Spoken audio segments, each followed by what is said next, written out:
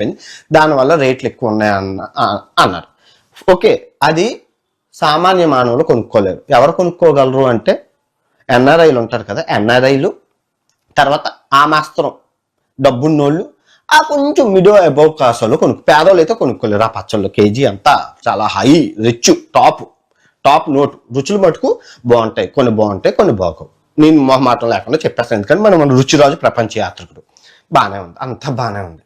మొత్తం మా చెల్లి ప్రమోషన్లు చేస్తుంది, అమ్ముతుంది, కొంటుంది, అన్నీ బాగానే ఉన్నాయి. నేను ఈ మధ్యన యూట్యూబ్ ఛానల్ ఒకటి హ్యాక్ అయిపోతే అది కూడా మాట్లాడాను, అంత ఓకే క్లియర్. సో మొన్న ఉగాదికి ముందు జనవరి మీరు చూస్తున్నారు కదా, జాగ్రత్తగా వినండి. అమ్మాయి హ్యాపీ న్యూ ఇయర్. ఆఫ్రికా వస్తా ఒక 4 దేశాలు, కెన్యా, మహేష్ బాబు షూటింగ్ అవుతుంది కదా, ఆ ప్లేసులకి వాటికి వెళ్దాం. విన్నారు కదా, మహేష్ బాబు గారు షూటింగ్ అవుతుంది ఆఫ్రికా. కొన్ని అంటే పచ్చళ్ళ వ్యాపారం చేసి టెన్షన్ ఉంటారు కదా, కొంచెం రిలీఫ్ ఉంటుంది. వస్తారా? నేను అన్ని చూసుకుంటాను. ముగ్గురు అలాగా ఆ అడవి జంతువులతో ముగ్గురు తిరుగుతుంటే నేను ముందుండి ఒక హిట్లర్ సినిమా లాగా పోర్ట్రేట్ చేద్దాం. End of the day general కావాల్సింది ఎంటర్టైన్మెంట్. ముగ్గురు చెల్లెళ్ళు, ఒక అన్నయ్య, హిట్లర్ జూమ్ వేద్దాం అనుకున్నాను.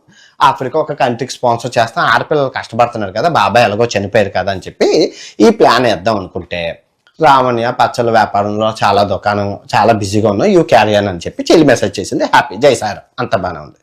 సో ఉగాది ముందు ఫోన్ చేసి చెప్పాను, అమ్మ పెద్ద చెల్లిది మిథున రాశి బాగుంది, ఆదాయము వ్యయము బాగుంది. ఈ లాస్ట్ చెల్లి మీనరాశి, ఆదాయం వ్యయం బాగుంది. కానీ అలేఖ్య చెల్లిది జాతకం బాగోలేదమ్మా, ధనుస్సు రాశి. 10 మంది తిడతారు, ఒకడు పొగుడుతాడు, అది నేనే అయ్యి ఉంటాను. దయచేసి చెల్లి నోరు అది అదుపులో ఉంచుకొని, అసలుకే ముగ్గురికి బీపీలు గట్టిగా ఉన్నాయి, ఎవ్వరు తగ్గరమ్మా, జాగ్రత్తగా. అంటే ఓకే అన్న, వ్యాపారంలో అంతా కామనే కదన్నా అన్నారు. అంతా అయిపోయింది. ఇలా ఫోన్ కట్ చేసి ఉగాదికి ముగ్గురు చీరలు కట్టుకొని ఫోటోలు పంపించారు. నేను లైక్ సింబల్ కూడా పంపించాను వాట్సాప్లో. అంతా హ్యాపీ, బాగానే ఉంది. కట్ చేస్తే నేను పడుకొని లేసేలోకి ఇంత రచ్చ అయిపోయింది. మరి దారుణం. జస్ట్ ఒక్క రోజులోనే మొత్తం తెలుగు రాష్ట్రాలు షేక్ అయిపోయింది. నువ్వేమైనా చేయించావంటే నేను ఏమీ చేయించలేదు, నేనే బెట్టింగ్ గోల్లో. ఇంకా వరుసకు చెల్లెళ్ళు అవుతారు కదా, వీళ్ళు బెట్టింగ్ యాప్లు చేశారు, చెప్పాలా వద్దా. నేను ఆ ప్రాబ్లంలో ఉన్నాను. కానీ నేను మీ అందరికీ మాట ఇచ్చాను, చెల్లైనా పిల్లమైనా తల్లైనా తమ్ముడైనా ఎవరైనా బెట్టింగ్ యాప్ చేస్తే ఆయన మీ ముందు తీసుకొచ్చి చెప్పడం నా ధర్మం. నేను చేస్తున్న పోరాటంలో అందరినీ ఎక్స్పోజ్ చేస్తున్నాను కాబట్టి ఇక్కడ బంధుపుడితే లేదు, తమ్ముడే ప్యాకెటే. ఇంకా నేను చెప్దాం అనుకునేలోగా వాళ్ళే ఇదైపోయింది అనమాట. పోనీ నీవే మాకు ఈ పచ్చళ్ళ వ్యాపారం రాలేదు. ఓకే, ఇప్పుడు మీకు ఒక విషయం చెప్తున్నానండి, మీరు కూడా మా చెల్లెళ్ళ సైడు పక్కన పెట్టండి.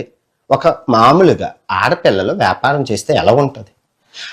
మా చిన్న చెల్లి వీడియోల కింద కమెంట్లు చూస్తే విపరీతంగా చచ్చిపోతారు, నవ్వలేక చచ్చిపోతారు. అంత దారుణంగా ఉంటాయి. కొన్ని బాగుంటాయి, కొన్ని వల్గర్గా ఉంటాయి. ఇంకా వాళ్ళకి టైం లేదు.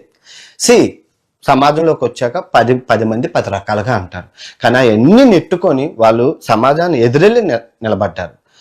మీకు నమ్ముతారో నమ్మరో, అన్నయ్య బోల్డ్ బూతులు వస్తున్నాయి అన్నయ్య అన్నాడు.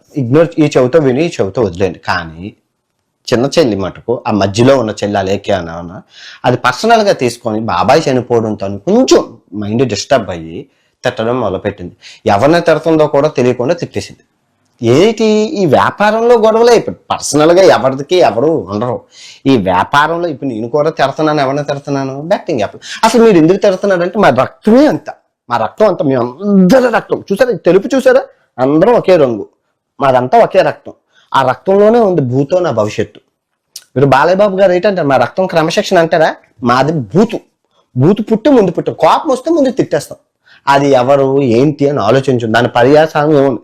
ఒక్క బూతు ముందు నుంచి వస్తాం, సుప్రభాతం ముందు వచ్చి మేము వస్తాం. అది మా వంశం యొక్క ఇది. బూతులు.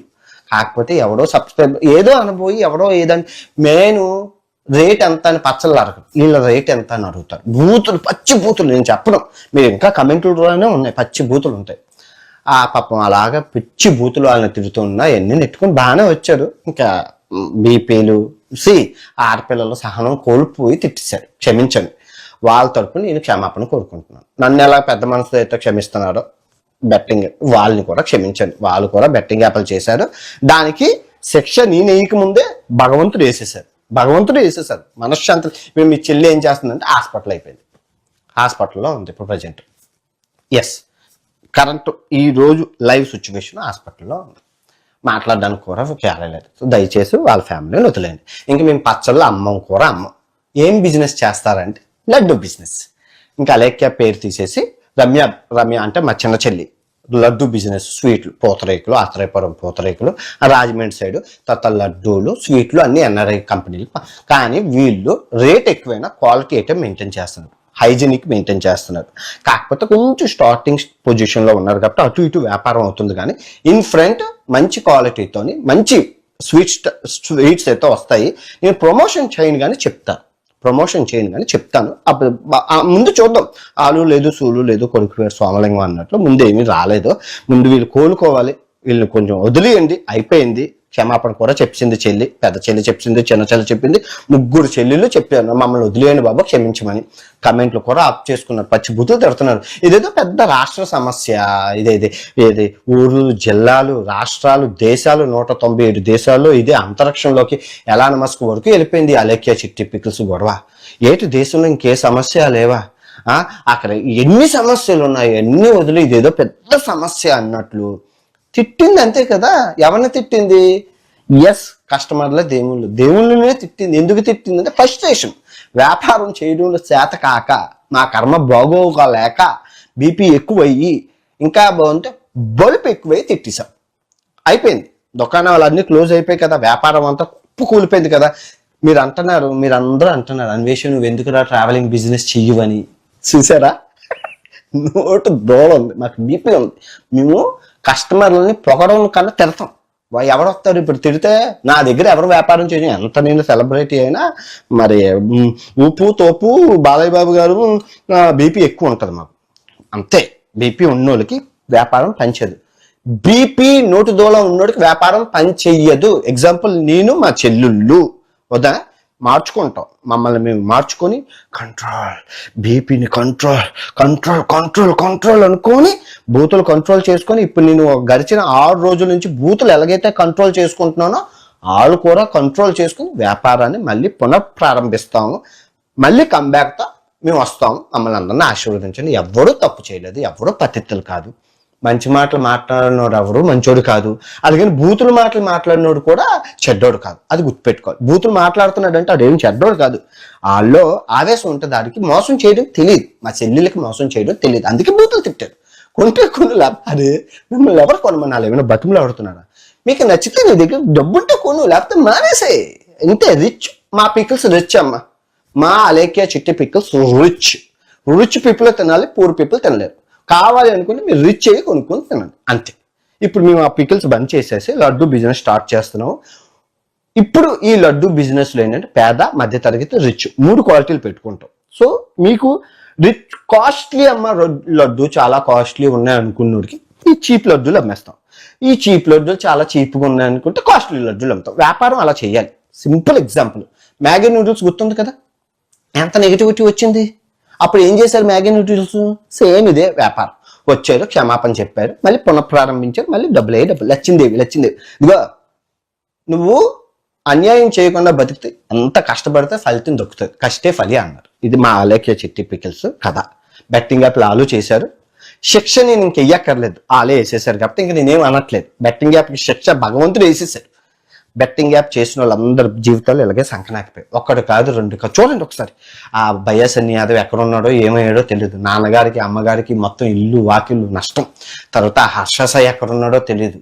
ఆ తర్వాత ఈ ఇమ్రాన్ గారు జైళ్ళు జగన్ ఇంక చూసుకుంటే అందరి బతుకులు కుక్క బతుకుల్లాగా ఉన్నాయి. నిజాయితీగా బతికిన వాళ్ళు ఎంత హ్యాపీగా ఉన్నారు. ఈ బెట్టింగ్ యాప్ చేసిన వాళ్ళంతా జీవితాలు దర్శనం అయిపోయి, రేపు తిరిగి మరో మంచి వీడియోతో బెట్టింగ్ మహారాజుతో కలుసుకుందాం. ఆ బెట్టింగ్ పెద్ద చేప పత్తి గింజ ఎవడో కింద కామెంట్ చేయండి, తెలుసుకుంటాం. ఓకే, ఇట్లా మీ ప్రపంచ